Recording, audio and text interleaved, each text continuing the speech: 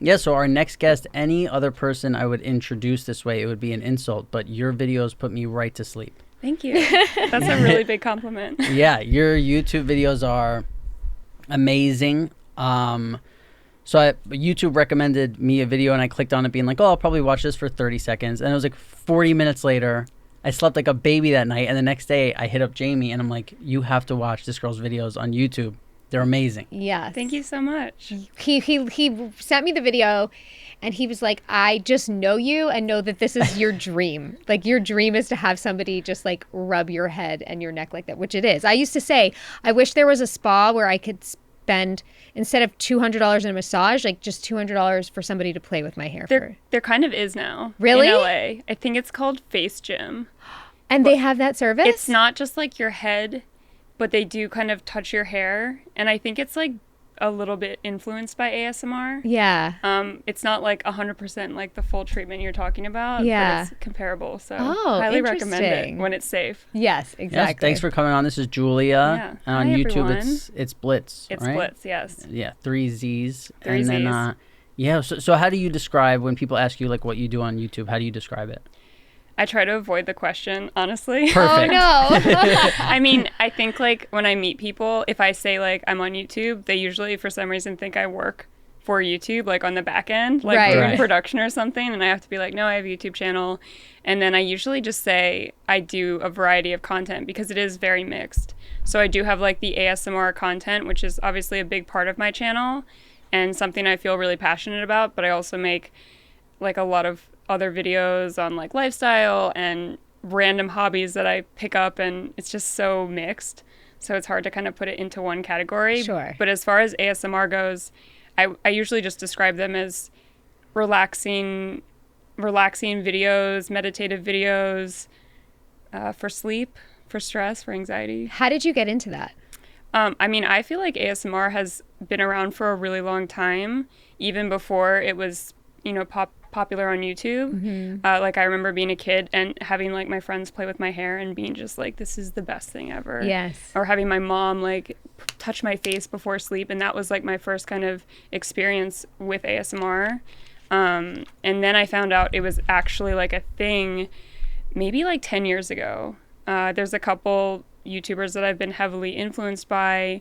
One would be Maria Gentle Whispering. I don't know if you guys have heard of her. No. She's amazing. Just like very gentle Russian woman. And she has like everything that she does like totally embodies ASMR in the way that I feel it the best. So I feel like watching her videos and then kind of catching on to the idea, I felt like there was like just kind of a segment of the community that was missing, which was just like this massage concept and kind of like gentle touch to relax someone. Mm-hmm. So then I started to make my own videos. But I've been on YouTube for 11 years. For 11 Yeah, years. but not doing ASMR, Right. like other stuff. So what was your first content? My original content was like cutting up t-shirts on my bedroom floor and like tying them back together. And I mean, I kind of like amassed a small audience doing that, but I try not to watch those videos. See, I feel like there's a very like, because I had heard of ASMR before, and when I watched it, I got the vibe it was very like, these girls are doing it because they know it gets like views and like can make money. Where when I was watching yours, I was like, you seem really into like, Yeah. I believed everything you were doing that you wanted to do it. Where like, I remember seeing some girls on like Twitch and I was like, this girl is just like, she's clocking. It feels like she's like clocking in and she's like, okay, I'm at work. Like, yeah. And like touching things in this where what you were doing was just so like, like I said, yeah, I was watching it for 30 seconds and it was like 40 minutes later. I was like, really? I was like, I just watched a video for 40 minutes of you just like giving someone a head massage. Yeah. I mean, I think there's a component of like being genuine that for me is really important for ASMR. So conveying that genuine feeling like you're describing is, I think, what helps you experience the ASMR. Because if something is disingenuous or it's sexualized or it's like produced strictly to get views, then you lose that like, I don't know, just basic authenticity. Yeah, authenticity and like the basic connectivity of like human touch.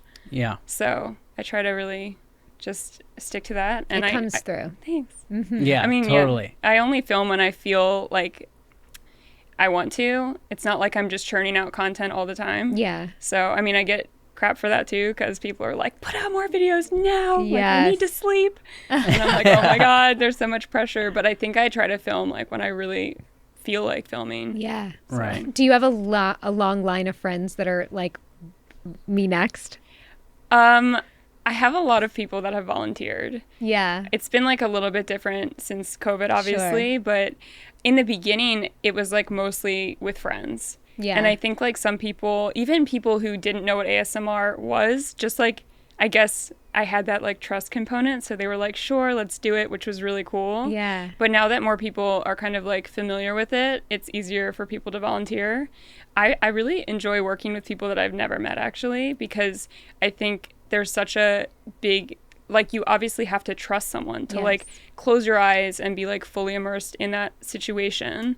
And it's like you're really vulnerable, you know? Mm-hmm. So when you're with someone you don't know, I think it can be just like a really intimate moment with a stranger. That's kind of cool.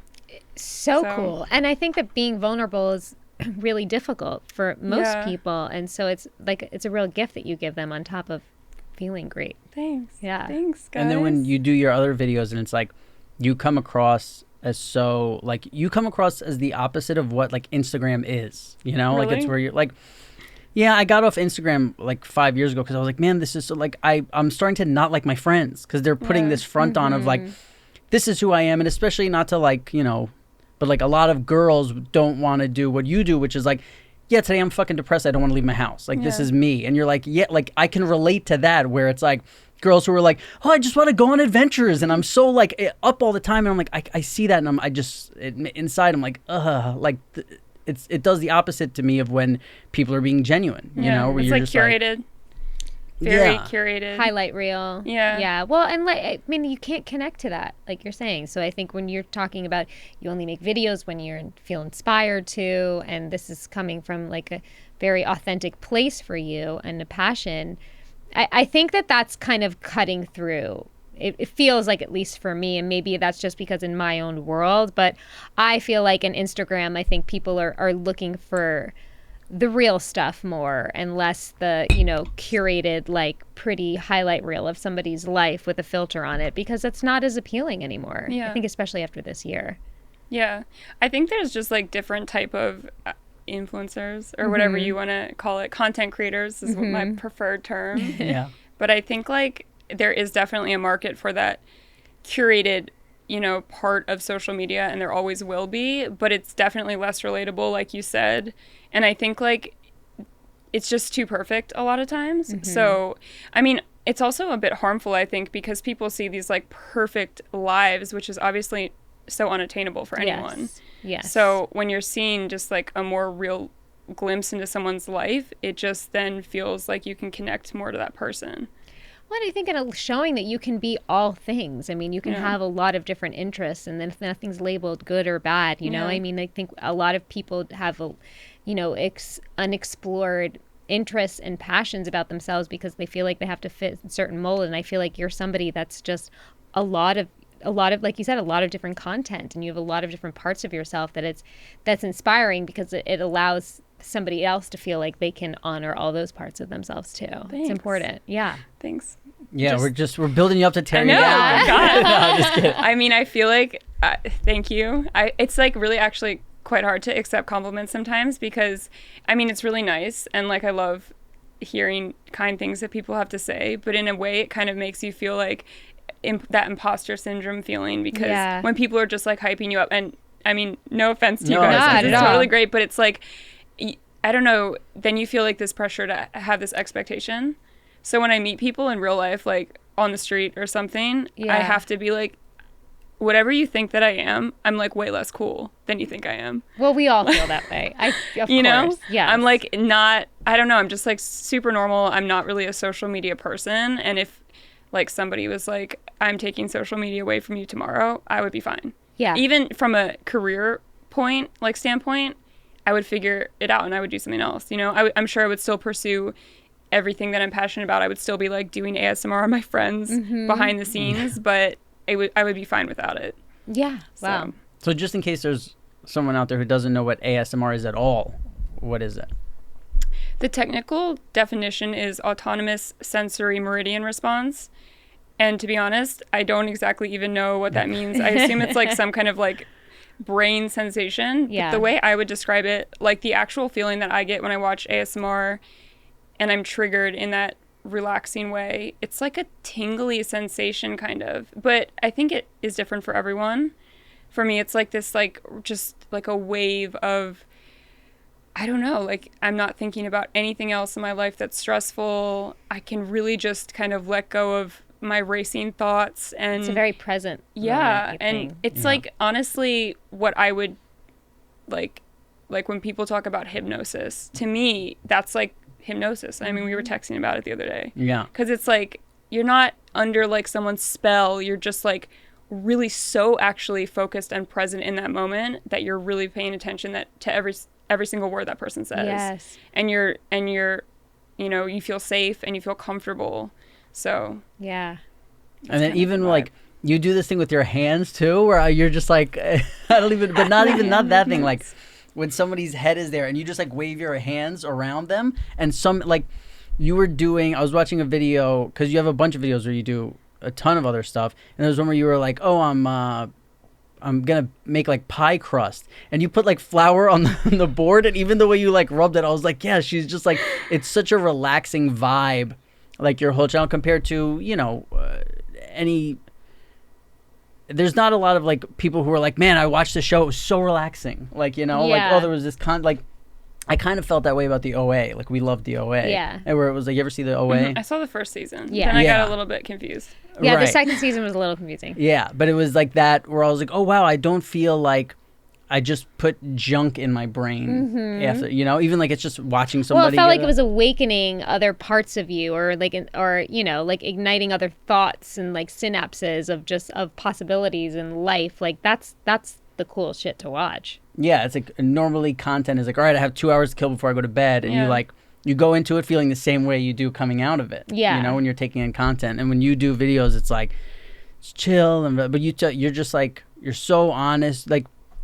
Your interests, you go from like the head massage, which is Jamie and I are like, oh, I love that. Yeah. And then you did a thing where you were hanging from your skin with like meat hooks. Oh yeah, I did do that. And I was like, it's so crazy, because that's what I love about, like, when you get to know a character on a show, you're like, oh, this person, somebody wrote this, so it doesn't matter. Where with you, it's like, it's crazy how you could so love something somebody does, and that you're like, this is the thing I want on my list to never do in my whole life. Like, I'm like, oh my God, if that, I guess, has to be on the top 10 list of things where I'd be like, What was that like? yeah, For the I wanna record, know. I would never do that again. Really? Suspension. I wouldn't.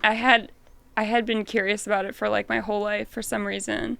And I watched this like Vice documentary a couple years ago about this guy who was doing it for the first time, and he actually did it by his knees, which is a really sensitive area. But for some reason it was like so beautifully filmed. And I also have friends that have done it like professionally, and it was just something I was Like always, they're hired to. yeah, do- like, and in situations that I would never want to do it in, like at shows, or Right. because I think like Jane's Addiction used to have, the band used to have like live suspension performances. Got it. And I would never feel comfortable doing it in that scenario. Yeah. But I was just really curious. But I would never ever do it again. But I don't Was it really very regret painful? it. So essentially, it's like your back is pierced, and it is painful. But like you start producing like those stress Yeah. hormones, or you know, adrenaline. Yeah. What is the other one? Like I can't think of it. Cortisol? Cortisol. Yeah, exactly. So That's why she's here. Yeah, Way to thank go, you. Gab. So you like it hurts, but like actually once that kicks in, you don't feel anything. Yeah. But the come down from adrenaline, I actually hate. So it's like, it makes you feel sick. It makes you like the aftermath. You know what I mean? Yes. It's So- depressing. Yeah, it's really weird. So I think like while I was in the moment, I was like, this is so surreal. But then afterwards, I had a really hard time. Like I came home and I was like, just my body, I couldn't like relax, Oh, you know? I feel that. Yeah. And the weird thing is like when you get those hooks in you, it's kind of like a stab wound essentially, because it's deep. So you get these air bubbles in your under your skin, and it's called subcutaneous emphysema, and it like it feels like Rice Krispies on your under your skin for like 5 days, and that really freaked me out. but then your body like absorbs it. And I think like what I learned out of that was just like how resilient our bodies are, but also that I want to treat my body like so well and not put it under that unnecessary stress. Although I do a lot of like other activities that are like high adrenaline, like dirt bikes and horseback riding and stuff like that. Yeah. Oh, cool. But that is extreme. Yeah. You know? Right. How long were you hanging for? I want to say only a couple minutes. I mean, you can actually like die from suspension trauma if you're like hanging for too long, because like the way your blood flows. Wow. But obviously when you're doing it in a controlled environment, someone is overseeing it. So I think I was only in the air for like maybe 3 minutes. Wow. And that didn't hurt at all somehow. So wow, our bodies, man. Yeah. Well, hold on for 1 minute, because Braddock, leaving you guys in a cliffhanger to talk more about this, but we're just going to quickly thank our sponsor, Braddock USA. They're the place to find affordable, reusable masks, daily face covers, and scarves. They are the most comfortable, breathable, and affordable face masks on the market. They are made right here in the US of A, in Los Angeles. They are born out of a necessity. The factory is fully stocked. They do all of it under one roof to make sure that you are safe. They have a 100% satisfaction guarantee. They're made from premium upcycled t-shirt and jersey materials, super soft, eco-friendly. So now when you go check out at their website, BraddockUSA.com, you'll see they already have great prices, but for a limited time, they're offering an additional 20% off with promo code PJPants. And look at this cute little seasonal print here. Again, that's 20% off your entire order with promo code PJPants at BraddockUSA.com, BraddockUSA.com with promo code PJPants. Thank you. Thanks, Braddock. We love you.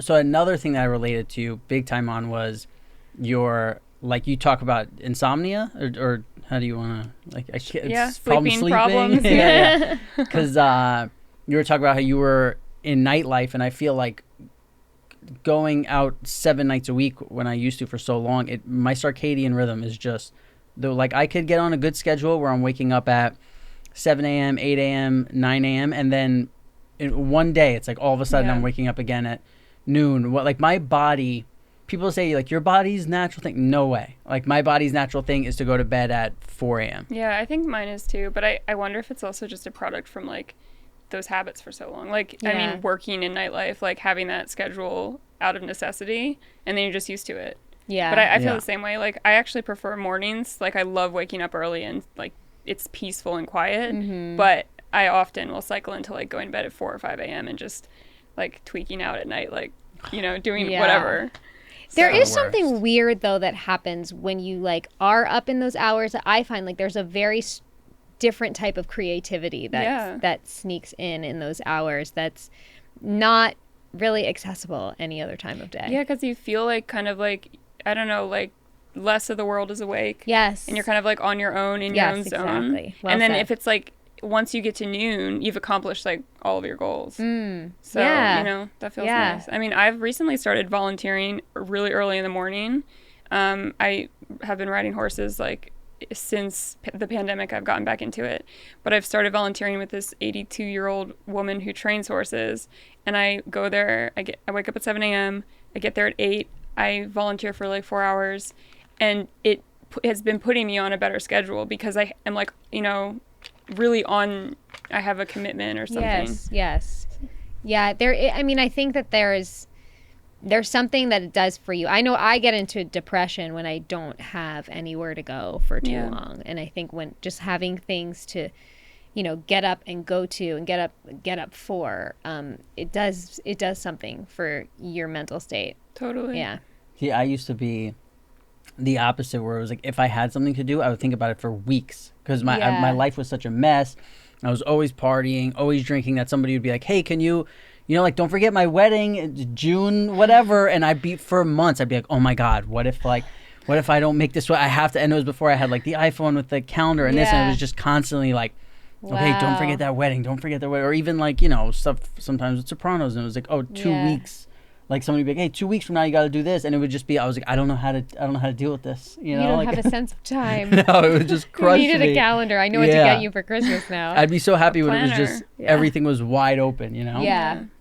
It is hard. I know what you mean. Even not even like I have never.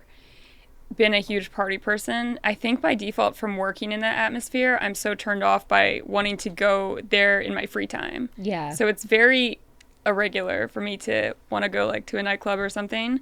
But I know what you mean. If something's like far in advance, I get really stressed about it too. I mean, you guys luckily hit me up like a week ago. So I was like, all right, I only have a week to freak out about this. Yeah. We're good.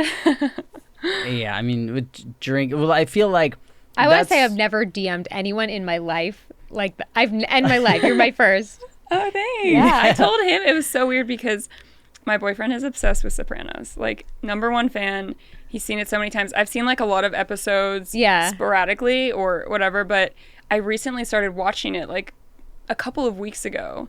And then you DM'd me and I was like telling him, I was like, did I do this? Yes, you through did. the TV? You did. Yeah. I mean, don't get me started. I was like, Jamie's gonna love this. The manifestation. Yeah, it's just, where you put your thoughts and energy. It's not a coincidence. Anyway, I digress. Go for it, Jamie. You love, this is Jamie's. Yeah. Well, I just feel like there's just been too much evidence of it in my life. That it's just the realest thing that I know. That's what we talked about it. I mean, I am on the opposite side where I don't really believe in manifestation as it's discussed. Right. But I believe that you can do what you put your mind to, which I guess is also kind of manifestation. Sure. I think we're co-creators. I don't think you can just sit and think of something, but I think that I think energy is real, and I think we are all some form of energy, and I think that putting a focus and a feeling behind that focus. And so when you're doing the work, I think you're putting emotions and feelings behind it. So yeah, that is definitely manifesting. But I think that there's also other forms of like me, you coming into our universe while you're watching us and all of that, where it's just, you're enjoying someone, something about someone, thinking about it, putting the emotions behind it, because I think the emotions are the magnets. Yeah, it is a weird coincidence. Yes, yeah, it is. It's super for sure. weird. And it's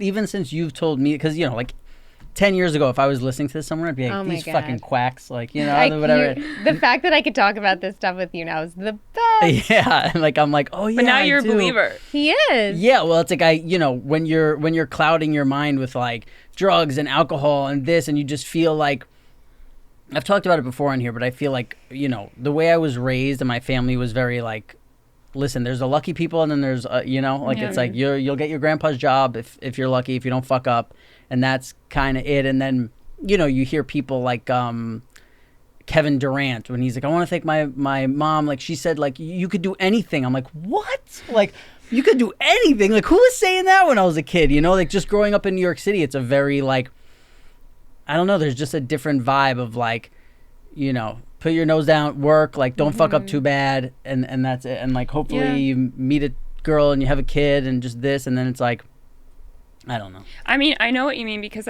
did you ever live in New York? Yeah, I'm from New York too. Oh, you're from New Yeah. York. Mm-hmm. Okay, you guys actually both have kind of an accent. Yeah, a little bit.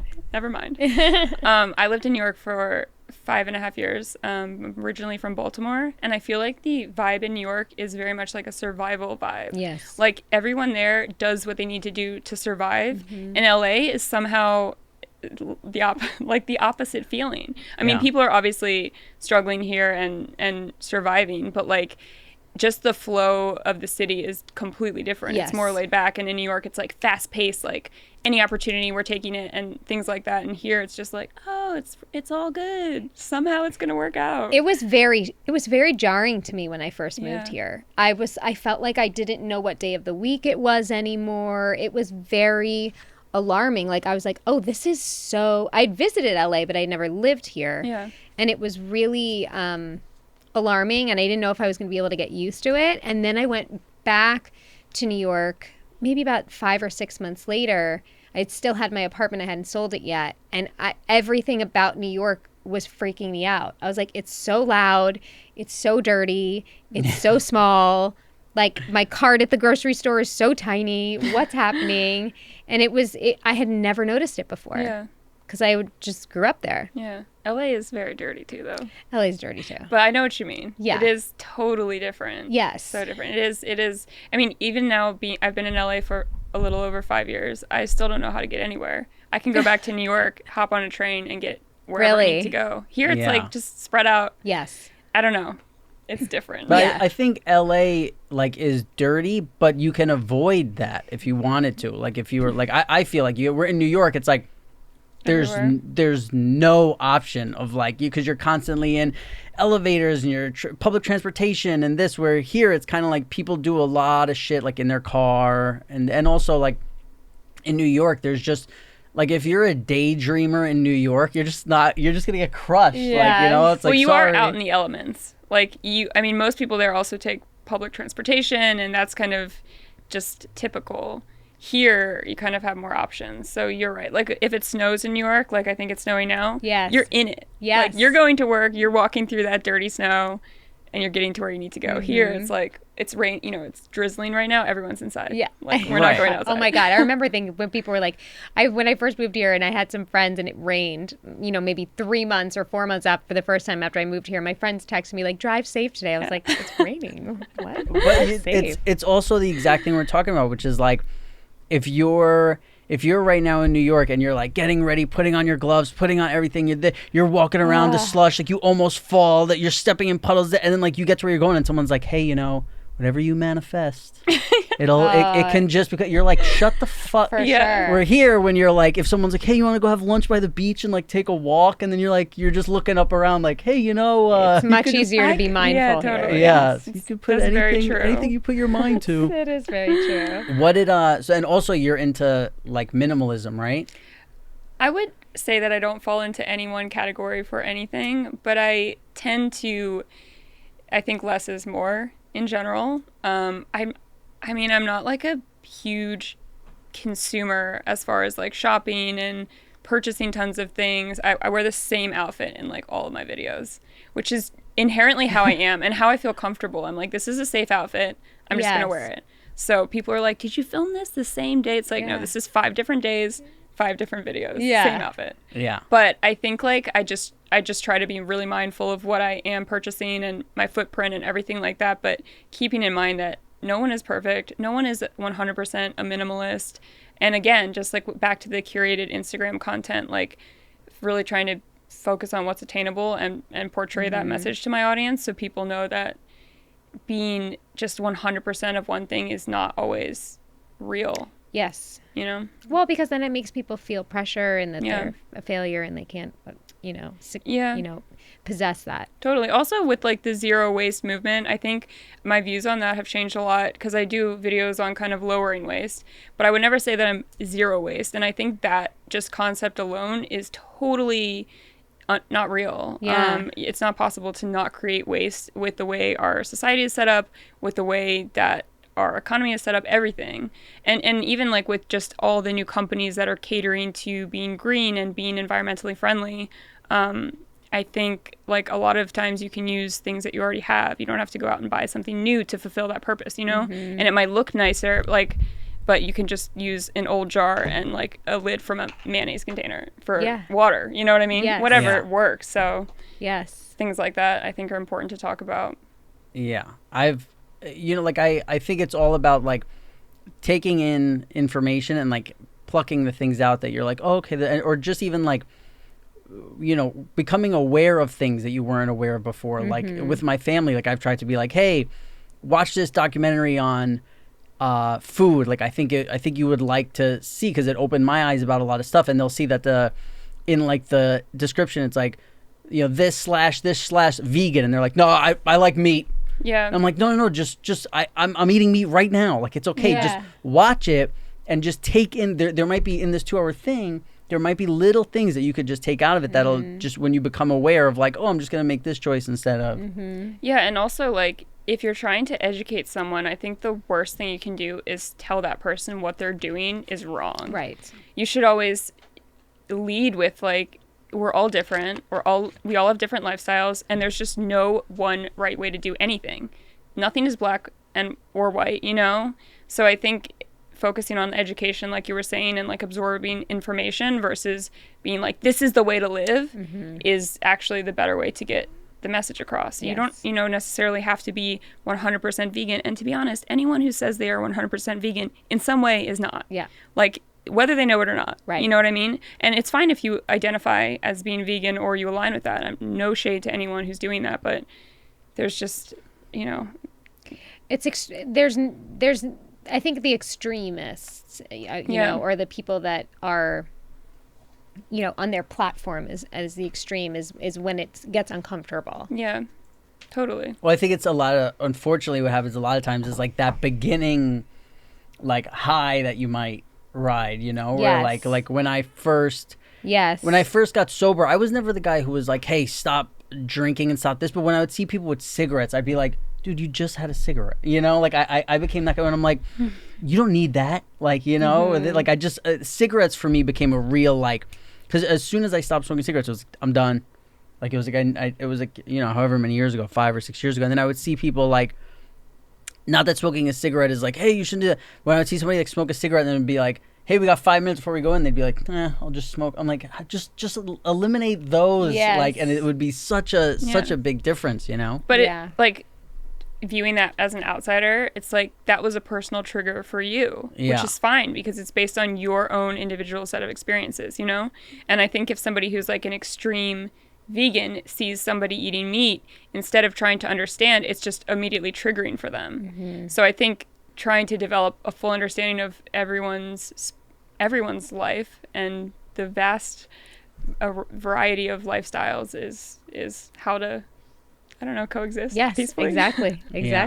Because with the minimalist stuff, I was the type of person who like still had tests from the 2nd grade for some reason in like a bin somewhere. Like I had everything. I had boxes everywhere, more so because I just never wanted to like go through stuff and throw it out. And then there was a Netflix documentary that I watched like on minimalism. Was it Minimalist? Minimalist, I think. Is it by Matt? What is his last name? He has a YouTube channel. Sorry, continue. Oh, really? Yeah. And I watched it and I was like, oh my God. I was like, of course. Like this all makes so much sense. Mm-hmm. And I went full, like I got my whole life down to like 2 bags. Yeah. Like I was like, I just don't. Yeah. Why do I have that thing that's like, I'd be like, oh no, I remember I had like, back from when I was like 200 pounds, I had like collared like suit shirts that were like down to my knees when like the style was like you wear everything big and this, and I would have them in my closet and I would move and like keep them. I'd be like, what the fuck am I doing? Like this just clutter. And I got rid of everything. And like you said, it's like when I come here, the choice of like, what am I going to wear? It's like, I know, like there's not this thing of like, man, what am I going to put together today? It's like, I got 4 things, I got 5 things I wear. And then I was a big sneaker guy, and I'd be like, but I have all these sneakers, and I wear 1 pair. Yeah. Mm-hmm. Like, all the time. I'd be like, why do I do this? So I just took them to, like, UPS, and they put them on eBay. I was like, boom. I mean, I would wear those oversized collared shirts, so if you're trying to get rid of them. Yeah. Like, damn, you're like 10 years too late. Yeah. Yeah, so I close. mean, I agree. I mean, what Steve Jobs knew what was up, with the black turtleneck and the outfit. I like that. And sometimes I feel when I meet people, that's how they recognize me. They're like, I didn't know if it was you, but you were wearing that same outfit. It's me. Yeah. Yeah. I like that. So do you think about like, is this what you want to be doing in like 10 years, like the same stuff you're doing now? Or what do you have ideas for like what you want to do next? And I've recently decided to write a screenplay. Amazing. So I'm really excited about that. I'm working on that in my spare time. But I don't really know. Like, I don't have an idea. When I started doing YouTube full time, it was kind of by accident. I was bartending previously and just working in totally different segments of nightlife. But I was bartending in West Hollywood at this bar, and I got in a fight with one of the managers. And it was honestly my fault, and I was totally out of line. I don't know. My mouth sometimes cannot control what I say. And I ended up quitting, and I felt so stressed out about it. Even though I knew it was for the best, I was just suddenly like, oh my gosh, what am I going to do? Like, I have enough money to pay rent for a month and a half. I have to figure it out. And in the meantime, I had been posting on YouTube and kind of resurrecting my channel, but I didn't think it could possibly become a job. Mm-hmm. And as I manifested, or I don't know, I mean, I don't necessarily think that's what happened, but it did really weirdly fall into place after I left my job. I was like, all right, I'm going to give myself a month to kind of work on videos, and if it works out, great. If not, I'm just going to get another job bartending. And somehow in like a month and a half, I had doubled my revenue, and it wasn't like enough to survive, but it was enough to get by for like 1 more month. Yeah. So then I was like, okay, just like keep going. And within a couple of months, it was suddenly a career. Wow. So it was really exciting, and and cool, especially having been on YouTube for 11 plus years and seen how it's grown as a platform in general and changed so much. But I don't know, there's so many things I could see myself doing, and there's so many things I feel passionate about. I don't know. I'm right now. How exciting. Yeah, it's cool because I feel like I have a lot of opportunities and a lot of interests. But I don't know. I think I'll do YouTube until it feels wrong. But if I'm 80 years old still making videos and it's working out, then cool. Yeah, I would love to see like the number of videos under your channel at that point. 5 million. Yeah, exactly. Well, one of the things I was going to ask you is if you ever thought about like directing or being a director, because I feel like you have that. Even sometimes, yeah, and obviously if you don't want to talk about this, you don't have to. But you talked about, you were describing like when like your earliest memory of like wanting to be an exotic dancer, and you were like, I remember like these rows of strip clubs in this alley, and the way you were describing it, I was like, man, that's like, it was super, yeah, it was super cinematic. And I was like, oh, and then I was looking at like your shots and what you do. And have you ever done like film school or thought about it? Or it was when I moved to LA, I wanted to go to film school, and I was in coming from New York. I had also been bartending, and when I moved out here, I knew a couple people who worked in, I don't know, film, cinematography and whatnot. And there was like an opportunity potentially to like intern. But I think I was 26 or 27 when I moved out here, and I had already interned in New York so many times. I was like not really trying to do another internship. Yeah. Especially like an unpaid one. And so I just went back into bartending, but I always thought about it. I think I would love to direct something, but I don't have the skill set right now. Like, I don't think I could just do it. Well, you're doing it. I guess with my own videos. For sure. That's exactly, that's exactly what it is. I mean, I have, in my mind, like I was saying, back to the screenplay, this, what I think is an amazing idea that could be an amazing movie. And there's nothing like it. And it kind of mimics my life in a really weird way. But I would love to write the screenplay, pitch it, and co-direct maybe, like have somebody with more experience direct, but also have a say in how things are. Put your energy. I've already cast it in my mind too. It's coming at you. It's coming. Yeah. I love that your boyfriend hates the camera. Yeah, he's not a fan. I love that. He really doesn't like it. I think when I first started making YouTube videos too, or when I first started making lifestyle videos again after years of a hiatus, I had this vision of like being every other YouTube couple where I was like, okay guys, today I'm with my boyfriend, we're gonna do this, and he was like, absolutely not. And I was like, this is potentially my job and you're fucking it up. Like, he was like, that's just not me. And I quickly was like, you're totally right, and it's unfair for me to assume that you would be comfortable doing that. He does make a cameo in my videos, as I'm sure you've seen sometimes, but it's really only when he wants to. And sometimes if I have a deadline or something and he knows I'm really struggling, he'll be like, hey, let's shoot this, which is really cool. But that's sometimes nice. When it comes to the day of, he's like, do I have to be in it? And I'm like, yes, now you're committed. You cannot pull back. But yeah, he's not a fan, and I understand why. But he sounds supportive. He's super supportive. That's great. And yeah, couldn't ask for anything more than that. Yes, exactly. But what do you think it is of like, because I feel the same way. Like, I hate when I'm somewhere having a good time and somebody takes out a camera, it ruins everything for me. But it's like people who would be from the outside and be like, you're supposed to be in the entertainment industry. Like, even your boyfriend's a musician. It's like, what? Isn't it weird that like we hate sometimes the camera more than people who like don't even want to be in entertainment? So like we're drawn to that thing, but we hate it at the same time. Well, but I think it's like you're not drawn to it when it's not like authentic, or when it feels kind of forced or fake or staged. I think that's when you have a real aversion to it. I mean, it is annoying if people pull out a camera constantly. I think you have to do it. Like, I have friends even who do social media and everything is filmed.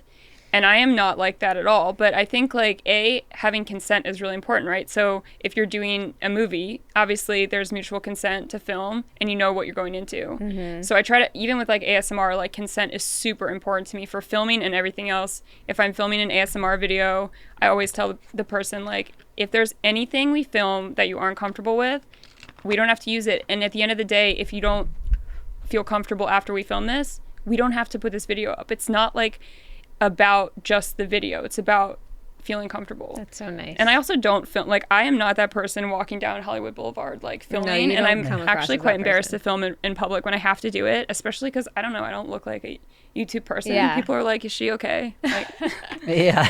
what is she? Just somebody, do we need security? Like, hey. So did you feel weird at all when you first were like, I'm going to put a 40-minute video of somebody getting their head massaged on there? Because even just me, like, watching it, if you told me, like, before I clicked it, I was going to watch for 40 minutes, I'm like, no way. You know, like, so it's just like, or were you confident with, like, I know this is going to be awesome. Like, I know people are going to like this. I knew people were going to like it, but I think I knew it because it was like what I was seeking in an ASMR video for years and years and years, and it just wasn't super available. And not to say that I coined ASMR massage videos, because I definitely didn't, but I do think I have a certain style that maybe didn't exist beforehand. And now that I've put out content, there are certainly people who have emulated my style and emulated my videos, you know? But when I put it out, I kind of just felt like this is what I would want to watch in an ASMR video. And so people are going to like it because this is what I've been searching for. Someone else has to be searching for the same thing. Yeah. You know? There was something I was going to save for, like, when we have the podcast with Cassim, but it might be better with you two here. So I watch Teen Mom 2, which is like, it's so bad. It's the worst. Like, religiously? Yeah, always. Like, I always make sure to watch it because it's. Oh God. There are things that I love to watch where I'm like, I don't you can't understand, and I'm like, I really want to understand these people of what. It's crazy. These girls do is like, so the girl will have, let's say she has 3 kids, right? And the last one was with a guy. Let's say his name is like Fred. She's like, Fred doesn't come and see the kid, like, never comes and sees the kid, never pays any attention to him. He's a horrible father. He hasn't been around in years, blah, blah, blah. And then, like, 3 episodes later, she's like, oh, I'm pregnant. And they're like, who's the father? And she's like, yeah, Fred. And then, like, she has that kid and starts again with, like, can you believe he wasn't there for the birth? And it's like, yeah. I believe that. Look at what like, I could show you, I know it, and I don't even know your life. And I could understand if it was like some random girl somewhere where, like, no other guy was giving her attention, but these girls have like 1 million followers on Instagram, and they could get. Yeah, but I think that that's a deep-rooted thing of, like, how you know love. Yeah, totally. I think that you repeat relationships in your life because it makes you feel safe, even if it hurts. Yeah. What's safe is what's familiar. So even if it's not healthy, and even if it's terrible and this person's terrible, it's familiar. And, like, we all go back to the familiar until we can, you know, work it through, whether it's in therapy or whatever is, you know, your modality of healing. But it doesn't matter followers, money, exposure to anything. Like, it's, you know, that deep-rooted Totally. pattern. I agree with that. Although I do think that everyone on that show should probably be getting paid a lot more, because MTV pays like shit notoriously, right? I think so. Can I say that in here? I think say whatever you want. I think all cable reality, it's like bad. I mean, I think Bravo's the only one that pays, I guess. I feel like they should be getting paid more. Well, they're exploiting these girls' lives. Well, the problem is they've proven... Do you think they keep getting pregnant to stay on the show? I don't know, probably, but the thing... I don't know. The thing that they've proven is, hey, you could not be on the show next season and we'll do just as fine. Like, there's Teen Mom 1, Teen Mom 2, Teen Mom OG, Teen Mom, and they're constantly losing girls and bringing new ones in. I can't believe that show is still on. I mean, I remember when it first came on and I watched it. Teen Mom, we were back in the day. Yeah, like way back in the day. I mean, there's also on YouTube like a segment of creators that are leading lives like that, and they're probably making more money because they're monetizing their own content. For sure. But in particular, there's this younger girl, and trigger warning because this might be like really sensitive to some people regarding suicide, but there's this family, I think her YouTube channel is Cam and Fam, I think. And she's, I don't know, a teenager. She has a couple of kids, and her husband, who is also a teenager, recently committed suicide, and she had to basically make a video talking about it.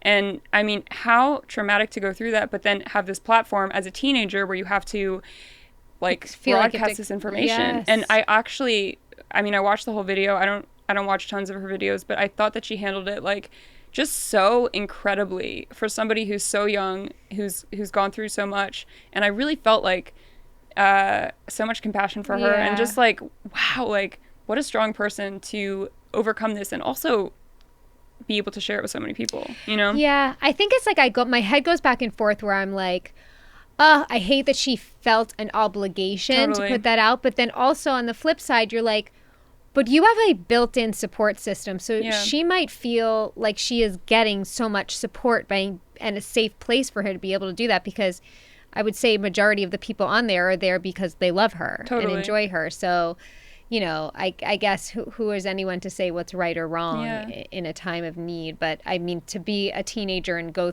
through all of that at that age, and to be able to, like you're saying, you know, speak it through and talk about it, I don't think I would have been able to ever. Yeah. See, I never made that connection with the girls from Teen Mom. But, I mean, I just mean, like, I think it's Brene Brown who did The Gift of Imperfection. Is that her? And she says, like, a big thing she talks about is, like, you can't get hurt. Like, people who, when you see people, your friends who are in relationships where you're like, why have they been together for like 6 years? They don't even love each other. Like, they don't care. Yeah. And what she says is, like, those people, they feel like if they never let their guard down to be vulnerable, they could never get hurt. Because usually it's from some trauma when they were younger, and it's like they felt like they were young and helpless, and they never want to feel vulnerable again because of how they relate feeling vulnerable to that. So what happens is they actually meet guys who treat them really well and are sweet to them, and they're like, uninterested. They're like, this is making me feel bad.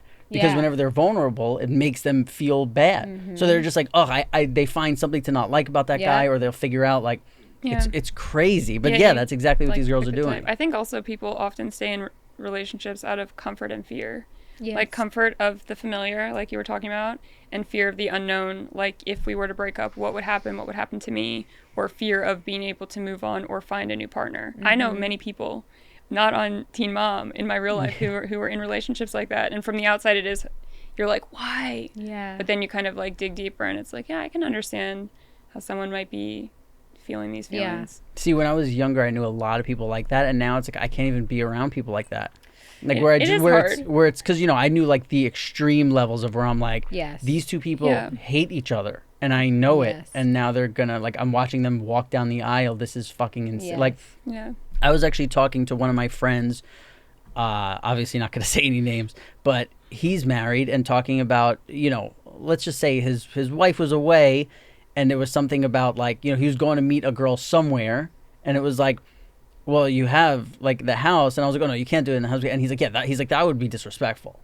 I was like, what? Like, what do you mean that would be? Right. There's no, like, what you're doing. Good thing you have some morals. Yeah, and it's like, I've been single for so long because I'm like, I don't.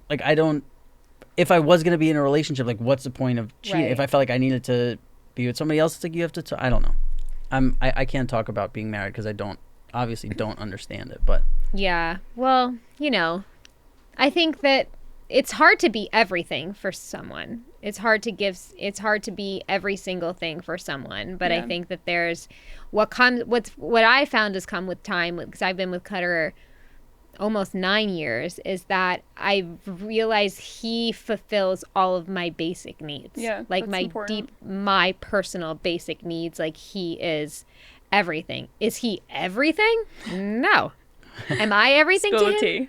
No, I know. Well, yeah, I have. You can go back to previous episodes. Gabby just peeked her head around the corner. But he's, I think, to me, what's most romantic about being with somebody long term is looking back at your life and experiencing all of it together. That's what's the most romantic. Romanticizing thing. The past. Yeah. Yeah. That's a thing. I mean, do you ever also, not to get completely off topic, but it's like when you take a trip somewhere with your partner, for instance, and the trip has all these like blips and you're fighting or whatever, but then you look back and you're like, it was amazing. Yes. We were in Japan. It was so exciting and whatever, but in reality, you're like, it was a shit show. Yeah, of course. I do this with all parts of my life, and it's I like do too. But I think that's what we're gonna do when we die. You're gonna look back and be like, that was my life. Yeah, it was you know what I mean? Or you hope it was, because I just think no one wants to watch a movie that's just like this. Do you know what I mean? You need the twists and turns and ups and downs, because I think that's the human experience, is getting to feel all of the things. And obviously there's pain and trauma that I wouldn't deep pain and trauma I would never wish on anyone. And I understand the privilege I have in my version of pain and trauma and ups and downs. But I think that when it comes to a relationship, I just think I want to be married because I think it's fun.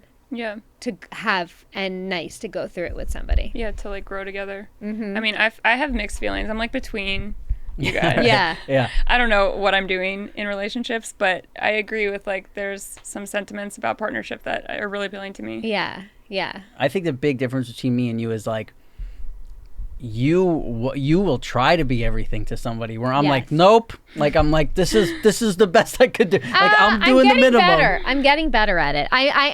Because I think I'm becoming, I don't know if it's like the whole turning 40 thing. So I'm turning 40 this year, but I'm really feeling like I'm fully accepting myself. Yeah.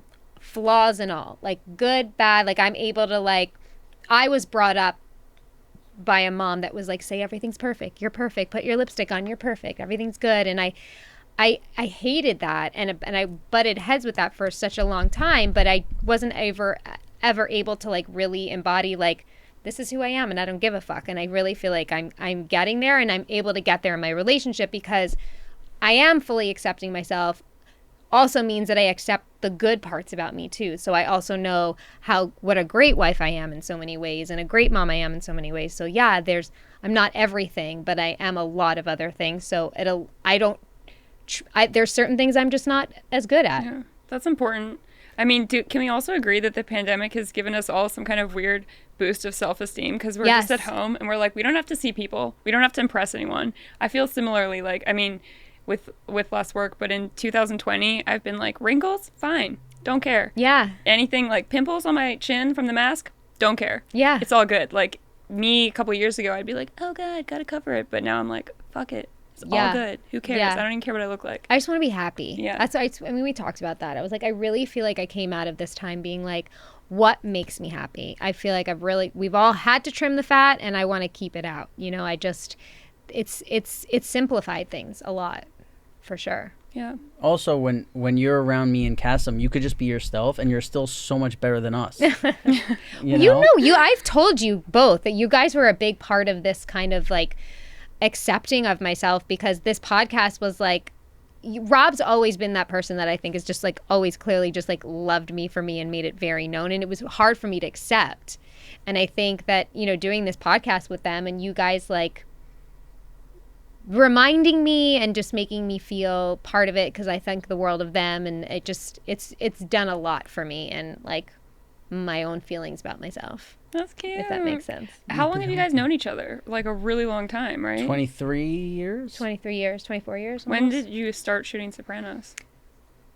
97? 97. Wow. Yeah. Yep. 2 decades. Mm-hmm. Dang. And it's like there's people who I've known for that long who were on the show that it doesn't feel that long, because me and her right away were like, it was like, okay, the 2 kids. Yeah. So we were always in every scene that we were like in each other, and then it would be like, okay, well, you got an hour, and we'd be like, okay, like sit with each other at lunch and this school. and then yeah, we had to do school in the beginning, which was I love that. Yeah. not. That was the. I God. remember even just sitting there with the tutor being like, what are we doing? Yeah, like trying to reason with the tutor, like, dude, this is. And then go back to like mob life. Yeah. Okay, school, and now. Yeah, Yeah. exactly. Exactly. Well, thank you so much for coming on the Yeah, it podcast. was so Thank you guys so much for cool. having Really me. enjoyed meeting you. Yeah, same. If you ever want to be on an ASMR video, I girl. think I do. Oh, she's. I'm ready for you. She would be amazing. I'm already tingling. So the YouTube is at itsblitzzz.